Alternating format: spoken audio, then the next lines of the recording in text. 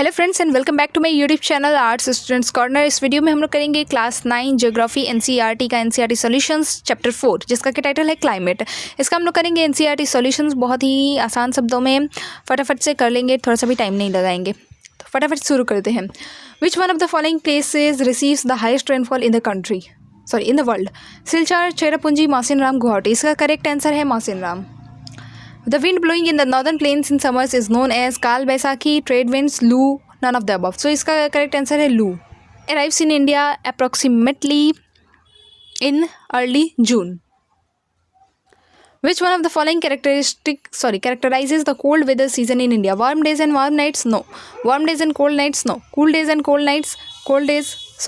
And warm nights. So इसका correct answer क्या होगा? Cool days and cool nights. Answer the following questions briefly बताना है, मतलब छोटे शब्दों में, कम शब्दों में बता देना। What are the controls affecting the climate of India? वो अच्छा ठीक है, ये कौन कौन से फैक्टर्स है जो कि इंडिया के क्लाइमेट को अफेक्ट करते हैं? लैटिट्यूड, ऑल्टीट्यूड, प्रेशर, विंड्स, ये जो मेन फैक्टर्स हैं ये अफेक्ट करते हैं इंडिया के क्लाइमेट को। फिर ठीक है, why does India have a monsoon type of climate? India का मानसून टाइप ऑफ क्लाइमेट क्यों है? क्योंकि इंडिया जो है वो inter tropical convergence zone ITCZ में आता है और बहुत सारे रीजन्स हैं मानसून टाइप ऑफ क्लाइमेट होने के। बहुत लंबा चौड़ा इसका आंसर बन सकता है, बहुत छोटा भी आंसर बन सकता है, इतना आप कह देंगे तो ठीक है। और इंटर ट्रॉपिकल कन्वर्जेंस जोन्स अगर कोई पूछे ये क्या है, और बहुत से फैक्टर्स भी ऑफ कोर्स अफेक्ट करते हैं, जैसे कि एल नीनो हो गया, ला नीना हो गया, जेट स्ट्रीम, कोरियोलिस फोर्स, ये सब कुछ अदर रीजन्स हैं।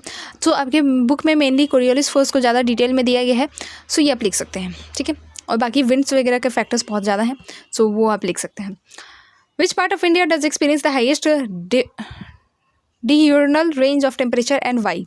So northern west part of India experiences the highest because presence of Thar desert and also because of the जो region है वो वहाँ का ocean का influence वहाँ पे बहुत ही कम है, इस वजह से। Which wind account for rainfall along the Malabar coast? So monsoon winds. Define monsoons. What do you understand by break? So monsoons क्या है? So monsoons जो सीजनल रिवर्सल होता है विंड के डायरेक्शन का एक साल में, उसको हम लोग बोलते हैं मानसून। और मानसून में ब्रेक्स होते हैं रेनफॉल में, जिसका कि मतलब है कि बहुत ज़्यादा बीच बीच में ड्राई स्पेल्स होंगे या फिर वेट स्पेल्स होंगे। Monsoon rains take place only for a few days at a time and then comes the rainless intervals. Okay,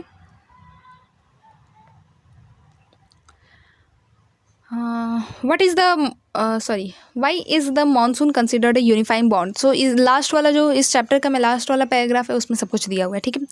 उसमें ये पूरा यही डिटेल में दिया हुआ है एज ए यूनिफाइंग बॉन्ड। तो मैं चाहूँगी आप लोग वहाँ से इसका आंसर लिख लें, जो लास्ट वाला पैरा है। ओके, लास्ट वाला पैरा याद रखिएगा। सो कुछ इसमें ऐसे पॉइंट्स हैं जैसे कि हमारे यहाँ के फ्लोरा फौना के लिए बहुत ही ज़्यादा ज़रूरी है, इसलिए एक तरह से ये बहुत ही ज़्यादा यूनिफाइंग इफेक्ट डालता है हमारे इंडिया पे। जो हमारा एग्रीकल्चर है वो कम्प्लीटली डिपेंडेंट है किस चीज़ पे? मानसून पे। बहुत सारे फेस्टिवल्स हम लोग मानसून्स को लेकर सेलिब्रेट करते हैं, तो ये सब कुछ रीजंस हैं इसके। Why does the rainfall decrease from east to west in the northern India?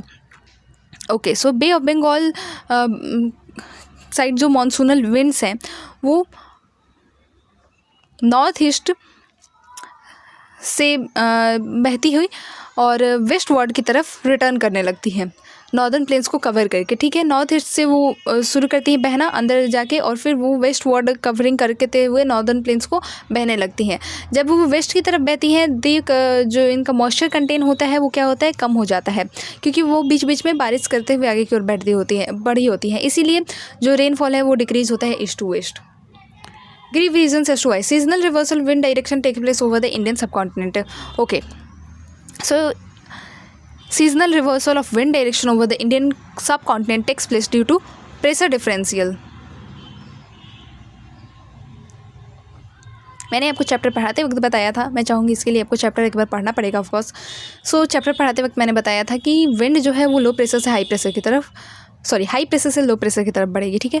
Low pressure कब क्रिएट होता है? जब हवाएं गर्म हो जाती हैं। हवाएं गर्म होती है तो ऊपर की ओर उठने लगती है, तो नीचे जो जगह खाली होगा वहाँ पे बढ़ने के लिए हाई प्रेशर से विंड क्या होगी?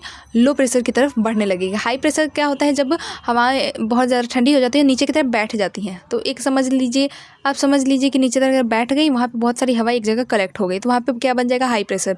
सो जहाँ पर लो प्रेशर एरिया क्रिएट होगा, लो प्रेशर एरिया कहाँ क्रिएट होगा? जहाँ पर गर्मी होगी। याद रखिएगा, जहाँ पर गर्म रहेगा वहाँ पे लो प्रेशर एरिया क्रिएट होगा।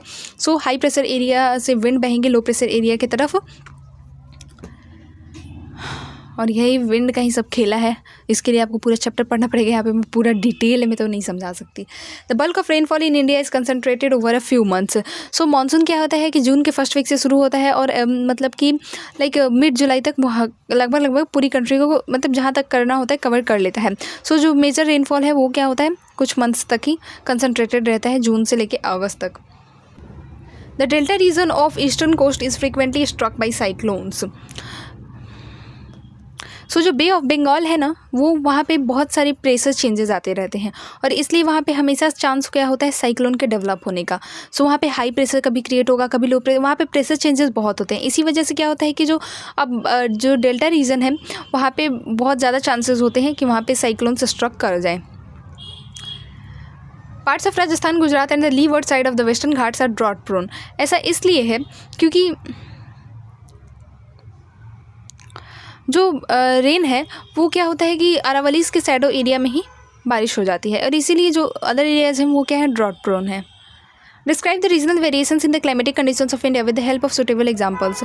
सो ये पूरा एक तरह से रीजनल वेरिएशंस आपको बताना है। सो इंडियन पेनिनसुला में बहुत सारे वाइड वेरिएशंस आपको देखने को मिलेंगे अलग अलग जगह पे। जैसे कि विंटर सीजन की बात करें, सो हिमालयन रीजन में टेम्परेचर नेगेटिव में चल जाता है, जबकि जो नॉर्थ वेस्टर्न इंडिया है वहाँ पर टेम्परेचर 0 से 15 डिग्री सेल्सियस रहता है।